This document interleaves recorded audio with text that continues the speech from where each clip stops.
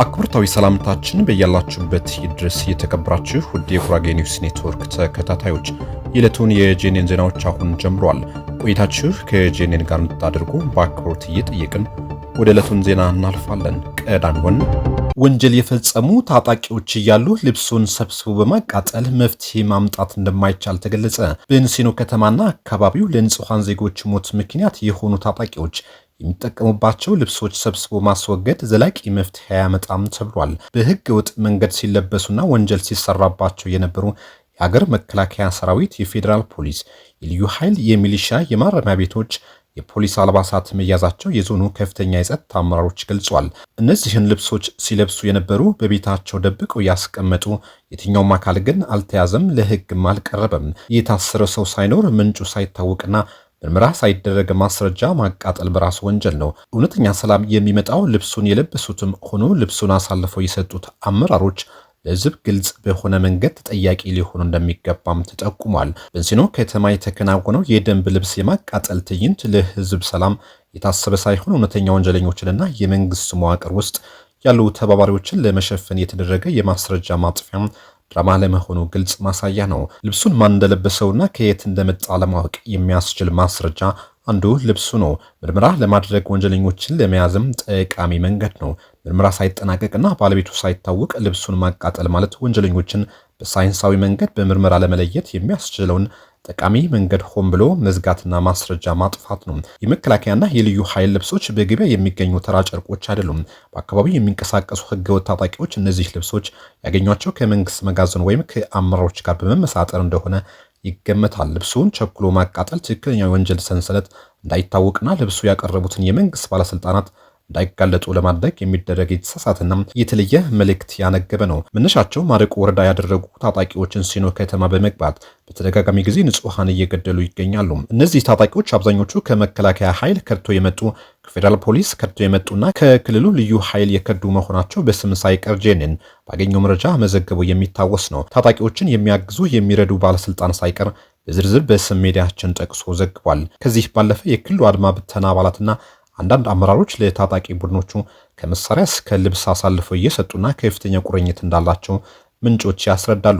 ሌላው ታጣቂዎች በልዩ ወረዳው የት እንደመሸጉና የት ወታደራዊ ስልጠና እንደሚያደርጉ በግልጽ ይታወቃል። 122 የጸጥታ አባላት ልብስ ያለ ምርመራ ባለቤቱ ሳይታወቅ ሜዳ ላይ ማቃጠል ማለት 122 ታጣቂዎችን በወንጀል ሳይጠየቁ አስፈላጊውን ምርመራ ሳይደረግ ማቃጠል ወይም ማስወገድ ወንጀልን መደበቅ እንጂ ተጠያቂነትን ማስፈና ወንጀለኛን መጠየቅ አይደለም። አሁንም ቢሆን በእንሲኖ ከተማና አካባቢ ጥቃት የሚፈጽሙ ንጹሃን ዜጎች የሚገድሉ ታጣቂዎች አድራሻ ይታወቃል። ለታጣቂዎች ድጋፍ የሚያደርጉ ግለሰቦችና አመራሮችም ይታወቃሉ።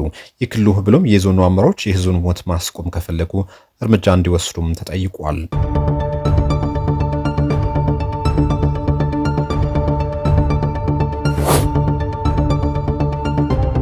መናኸሪያ አካባቢ ያሉ ደላሎች ከማስወጣት ባለፈ ከመናኸሪያ ውጪ ጭነትና ከታሪፍ በላይ ክፍያ መከላከል ላይ በትኩረት መስራት እንደሚገባ ተጠቁመ። በትራንስፖርት ዘርፉ ህብረተሰቡን እያማሩ ያሉ ችግሮች ለመቅረፍ የቁጥጥር ስርዓቱ በማጠናከር በቁርጠኝነት መስራት እንደሚገባም ተገልጿል። ከነዳጅ እጥረት ጋር ተያይዞ በትራንስፖርት ዘርፉ የመልካም አሰራር ችግር እንዲፈጠር ይህ ችግር ለመቅረፍ መንግስት እንደ ሀገር ነዳጅ ድጎማ ማድረጉን ተከትሎ አቅርቦቱ ቢኖርም በዘርፉ ያሉ ችግሮች ለመቅረፍ ቅንጅታዊ አሰራር በማጠናከር መስራት እንደሚገባም ተጠቁሟል። መናኸሪያ አካባቢ ያሉ ደላሎች ከማስወጣት ባለፈም ከመናኸሪያ ውጪ ጭነትና ከታሪፍ በላይ ክፍያ መከላከል ላይ በትኩረት መስራት እንደሚገባም ተብራርቷል። ትራንስፖርት ወሰን ተሻጋሪ ከመሆኑም ባለፈ ዘርፉ ቅንጅት የሚፈልግ በመሆኑ አሁናዊ ወቅታዊ ሁኔታ ታሳቢ ያደረገ እቅድ በማቀድ መስራት እንደሚገባ በዘርፉ የሚስተዋሉ ችግሮችን ለመቅረፍ የህግ የበላይነት ከማረጋገጥ ባለፈ የቁጥጥር ስርዓቱ ማጠናከር ይገባል። በዘርፉ ያሉ ብልሹ አሰራሮችንና ህገወጥነት ለመከላከል የዘርፉ አመራሮችና ባለሙያዎች ቁርጠኛ በመሆን በቅንጅት መስራት ይጠበቅባቸዋል። አሽከርካሪዎች በታሪፍ መስራት እንዳለባቸውና በታሪፍ በማይሰሩ ትርፍ በሚጭኑ አሽከርካሪዎች ላይ ህጋዊ እርምጃ እንደሚወሰድም ተነግሯል።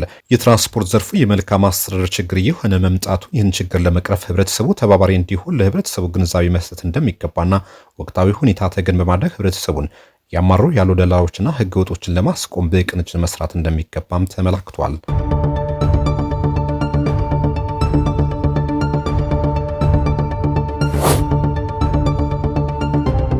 በእንሲኖ ከተማ ማህበረሰብ አቀፍ የፖሊስ አገልግሎት መስጫ ማዕከል መከፈቱ ተነገረ።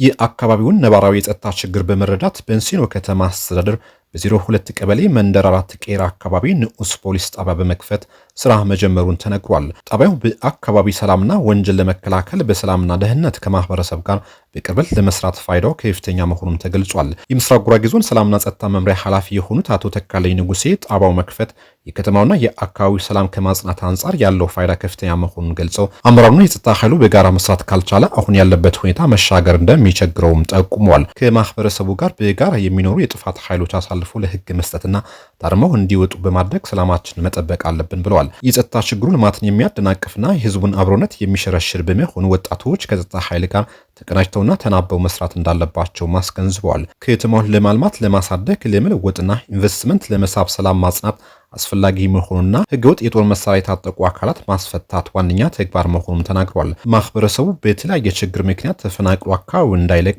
የፖሊስ ተቋም ከማህበረሰቡ ጋር በመቀናጀት ዘላቂ ሰላም ለማምጣት በትኩረት እየተሰራ መሆኑን ተነግሯል። ማህበረሰቡ ሮንድ በመጠበቅና መረጃ በመስጠት አጋዥ ሊሆን እንደሚገባም ተጠቁሟል።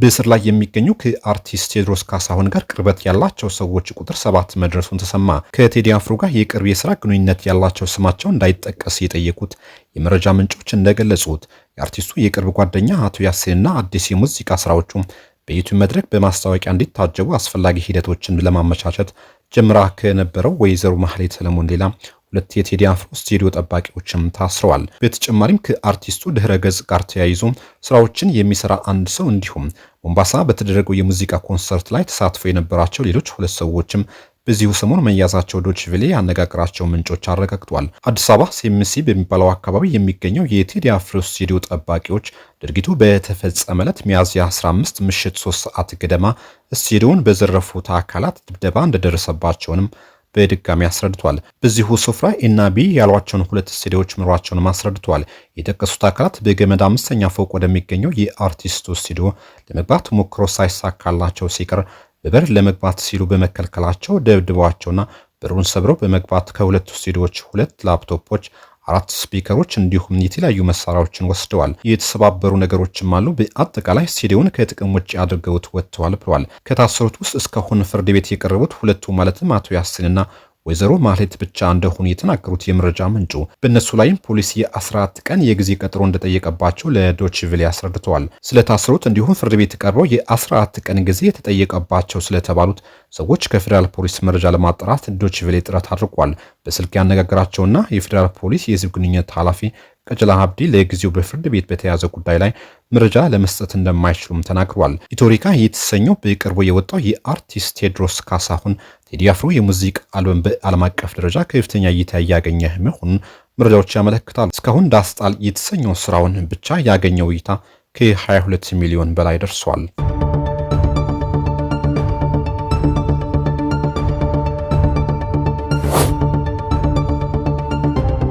309 የኢሶዴፓ እጩዎችን መሰረዛቸውን በመቃወም ለጠቅላይ ሚኒስትር ጽህፈት ቤትና ለፓርላማ አቤቱታ ማቅረባቸውን ዶክተር ራሄል ባፌ ገለጹ። የኢትዮጵያ ሶሻል ዲሞክራቲክ ፓርቲ ኢሶዴፓ ለ7ኛው ጠቅላላ ምርጫ ያስመዘገባቸው 309 እጩዎችን በምርጫ ቦርድ መሰረዛቸውን ተከትሎ ፓርቲው ለጠቅላይ ሚኒስትር ጽህፈት ቤትና ለህዝብ ተወካዮች ምክር ቤት አቤቱታ ማቅረቡን የፓርቲው ምክትል ሊቀመንበር ዶክተር ራሄል ባፌ ገልጸዋል። ቦርዱ የወሰደውን እርምጃ ቦርዱ በፓርቲው የተለያዩ የተሰሩ ስራዎችን ስናሳውቅ የመሻር ያለመቀበል እንዲሁም ጣልቃ የመግባት ሁኔታዎችን ሲያሳይ ቆይቷል በማለት ወቀሳቸውን ያቀረቡ ሲሆን በአመራሮች መካከል ባለው አለመግባባት የእጩዎችን መብት ማገት ተገቢ እንዳልሆነም ተከራክሯል። ምርጫ ቦርድ ምክትል ሊቀመንበሩ ላቀረቡት ወቀሳ አለመግባባት ውስጥ የገቡት የኢትዮጵያ ሶሻል ዲሞክራቲክ ፓርቲ ምክትል ሊቀመንበር ዶክተር ራሄል ባፌና አቶ አጫሙ ቦቄ በተለያዩ ጊዜ ለሚጽፉለት ፓርቲው የተመለከቱ ደብዳቤዎችን ህጉን ተከትሎ አስፈላጊውን ምላሽ ሲሰጥ ቆይቷል። ይኸውም ቦርዱ አስተዳደራዊ ስራውን መስራቱና በህጉ አግባብ ከሁለቱም ለሚቀርቡለት አቤቱታዎች ህጉ በሚፈቅደው አግባብ ምላሽ መስጠቱን እንደ ጣልቃ ገብነት ማየት ያንድን ህገ መንግስታዊ ተቋም ስልጣንና ኃላፊነት ተግባራዊ ማድረግ ላይ የተነሳ መሰረታዊ ስህተት ነው ብሏል። የፓርቲው መስራችና የቀድሞ ሊቀመንበር ፕሮፌሰር በየነ ጴጥሮስ ከዚህ ዓለም በሞት ከተለዩ በኋላ ፓርቲው መከፋፈልና በቡድንተኝነት ውስጥ እየተንገዳገደ መሆኑን ሲገለጽ ቆይቷል።